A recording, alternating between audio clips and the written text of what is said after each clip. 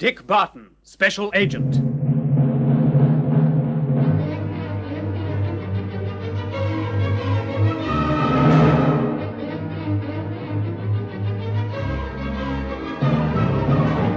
Wilhelm Kramer and his gang have captured the secret weapon. Also one of the two scientists who invented it. But Kramer is still short of some vital information before he can operate it. Colonel Gardner, head of MO13, and Dick Barton are searching for this information in the dark at the other scientist's house, have found the papers, and are about to leave when suddenly... Help! Take it off me! Take it off! Shine the torch, sir. It won't work. Listen. Listen, sir, there's something alive. Coming this way. Now blast the torch. Shut the door, then... Just a sec. It's got it now. Where is this thing? Torch is okay now. Shine it on the floor. Oh, Jimmy! By Jove! Quick, Barton, quick. Okay. Hold the torch steady on its eyes. Got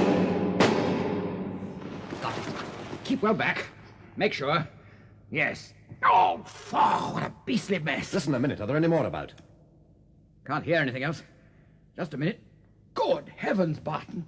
The room is full of glass cases. Look. And every case has got live... Oh, what are they? Looks like some species of spider to me. Never saw any spiders like this before. Look at the size of the one I shot. Wonder why it was sliding across the floor to us. Should have thought it would have run at us. Damaged, maybe, when our friend knocked over its case. Yes, look at its legs. But what about our friend? Let's take a look at him. He's not dead. He's breathing. Perhaps he's one of the specimens that Sir Archie told your secretary to warn us about. Nasty-looking creature. He's out for the count. Doesn't seem to be any mark on him. Must be shot. Wonder who he is. One of Kramer's men? You bet. Well, let's get into a doctor. He's too useful to leave lying about.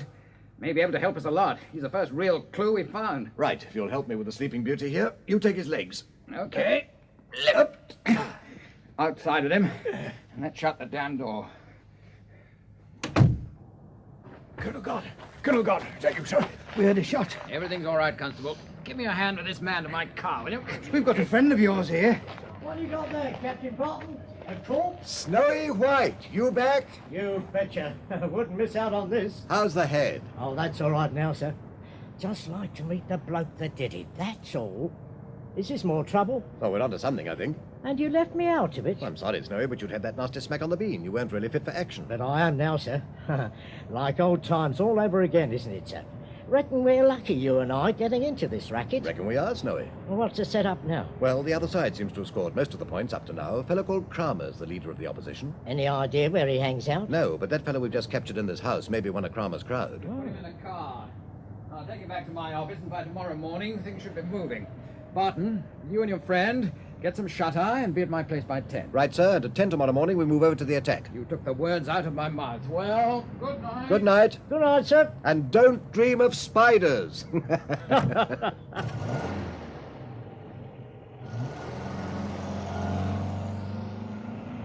Look, sir, over the road. I've just seen him. Seen who, Snowy? Well, him that conked me on the head. Over the other side of the road, look. Tall chap with the Homburg hat and the Macintosh. The perisher. Snowy, don't let him see you, man. Yes, it's him, all right. Blast, he has seen us. Oh, he's got a car waiting. Let's follow him, sir. Good idea, Snowy. There's a taxi. Hey, taxi! Follow that car. Quick, driver. There's a quid for you if you don't lose him. Good enough. Hop in. The lights are against him.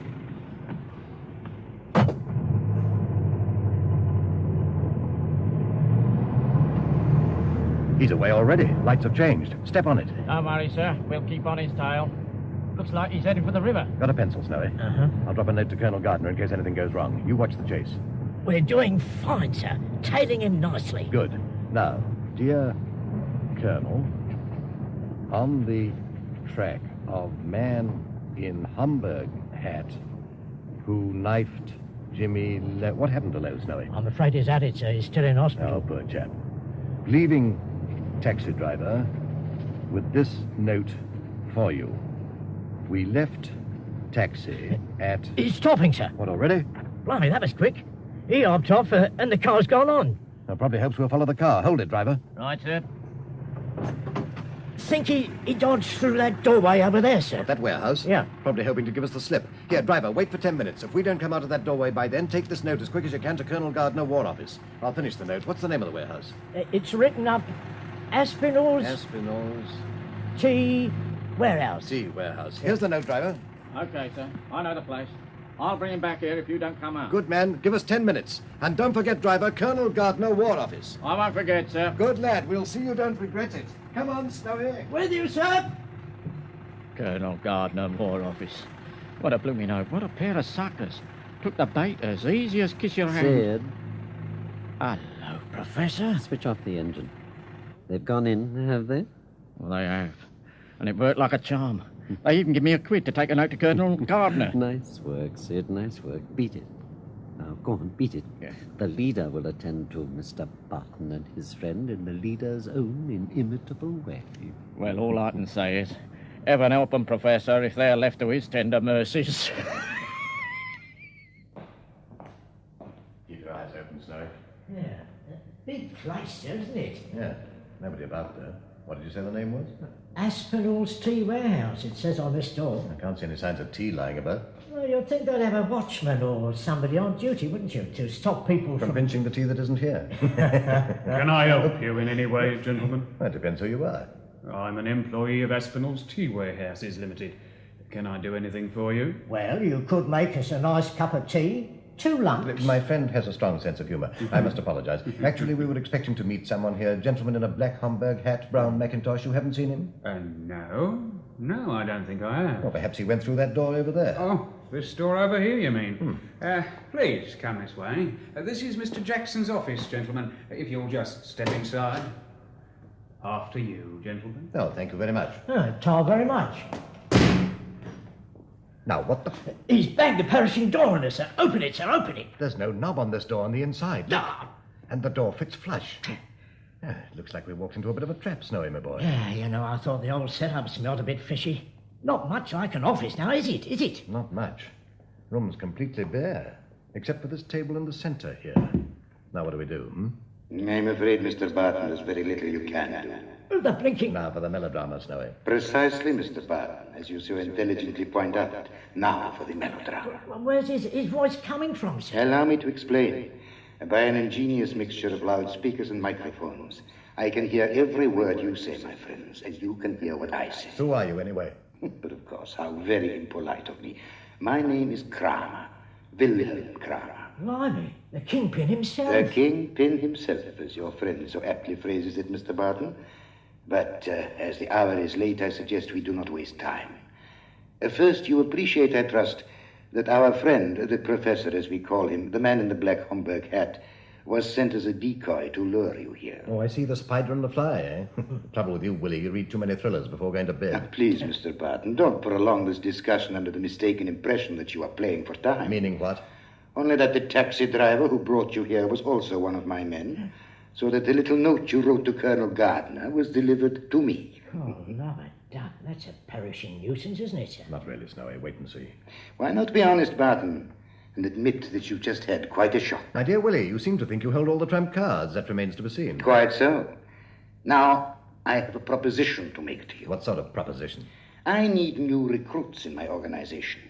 Men such as yourself, and for that matter, your friend. Hear that, Snowy?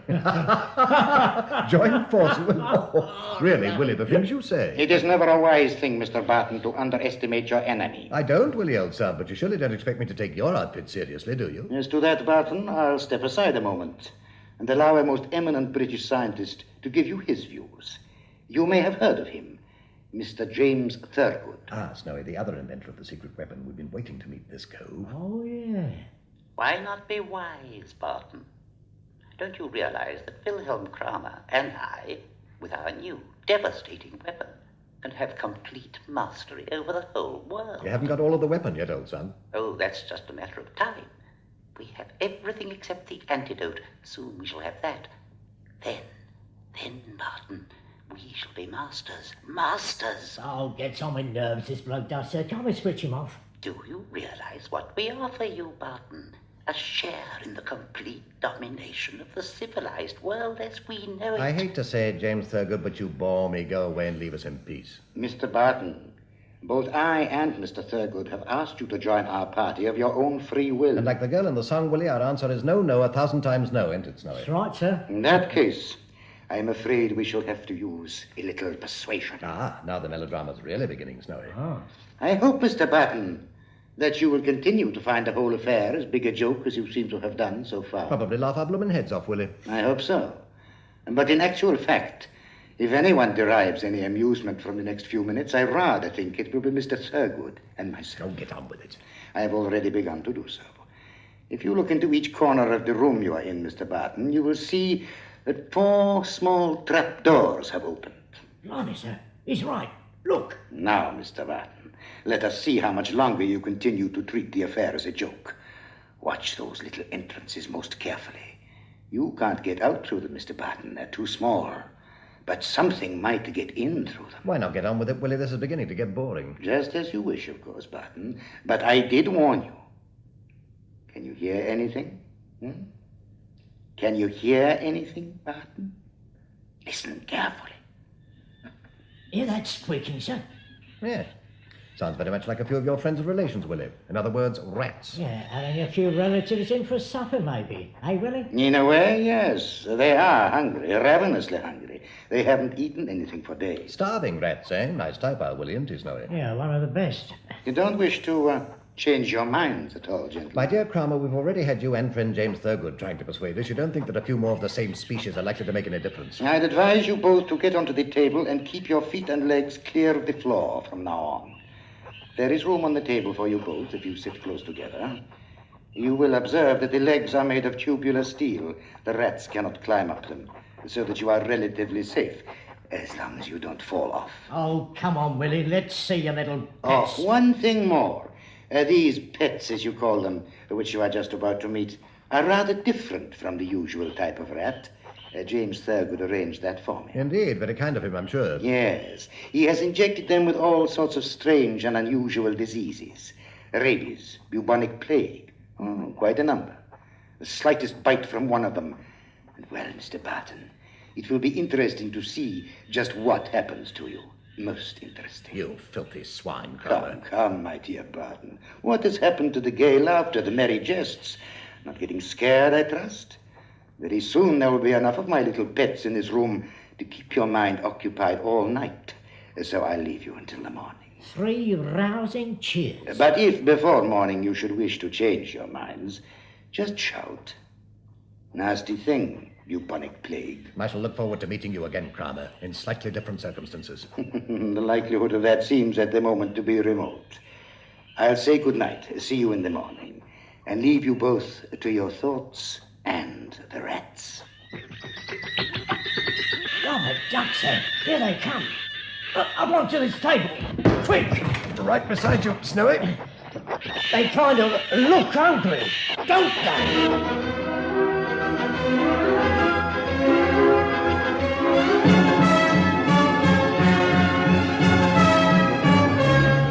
What will happen to Barton and Snowy?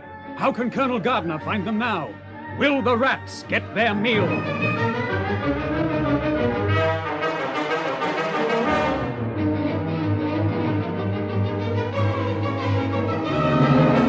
Listen to the next installment of Dick Barton, Special Agent.